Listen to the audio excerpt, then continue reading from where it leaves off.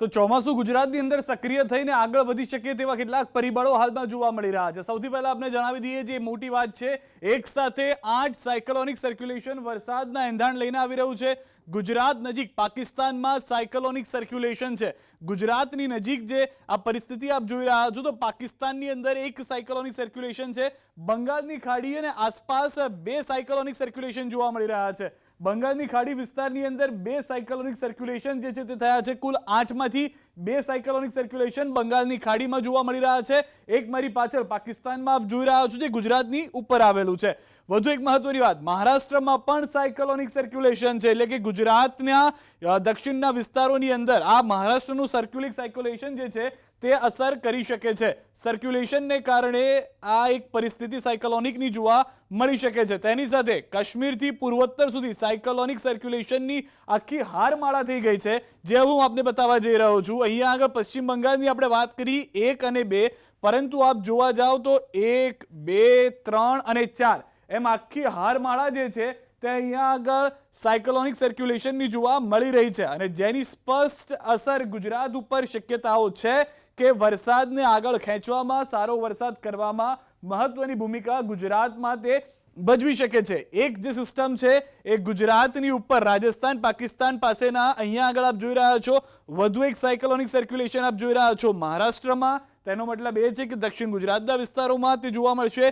2 cyclonic circulation પશ્ચિમ બંગાળમાં, 1 અને 2 અહીંયા આગળ જોઈ રહ્યા છો, અને બાકી એક આખી હારમાળા છે એ કાશ્મીરથી પૂર્વોત્તર સુધી જોવા મળી રહી છે, જે અહીંયા આગળ આપ જોઈ રહ્યા છો 1, 2, 3 અને 4 એ 4-4ની હારમાળા એક અહીંયા આગળ થઈ ગઈ છે કે જે સાયક્લોનિક સર્ક્યુલેશન છે।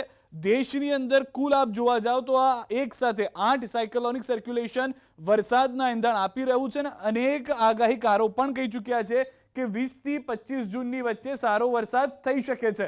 વધુ એક મહત્વની જાણકારી, એક સાથે આજે 8 સાયક્લોનિક સર્ક્યુલેશન અને વરસાદના એંધાણ છે, તેનાથી પરિસ્થિતિ એ થયું છે કે ગુજરાત, દક્ષિણ ગુજરાતમાં ભલે ચોમાસું અહીંયા આગળ 11 જૂને આવીને અટકાયેલું પડ્યું હોય, 11 દિવસથી આગળ ન વધ્યું હોય, પરંતુ બીજી તરફ પૂર્વ જે વિસ્તાર છે ત્યાં આગળ ચોમાસાએ કૂદકો મારી દીધો છે।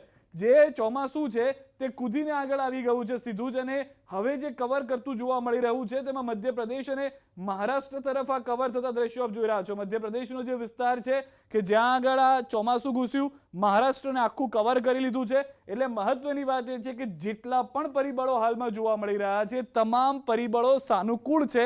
શક્યતાઓ વધારે છે કે ચોમાસાને ધક્કો મારશે અથવા તો ચોમાસાને ખેંચીને ગુજરાતના તમામ વિસ્તારો કે જે અત્યાર સુધી સૌરાષ્ટ્ર અને દક્ષિણ ગુજરાત સુધી સીમિત છે તેનાથી આગળ લઈ જાય, મધ્ય ગુજરાત, ઉત્તર ગુજરાત અને આખું ગુજરાત કવર કરી લે તેવા એંધાણ જોવા મળી રહ્યા છે।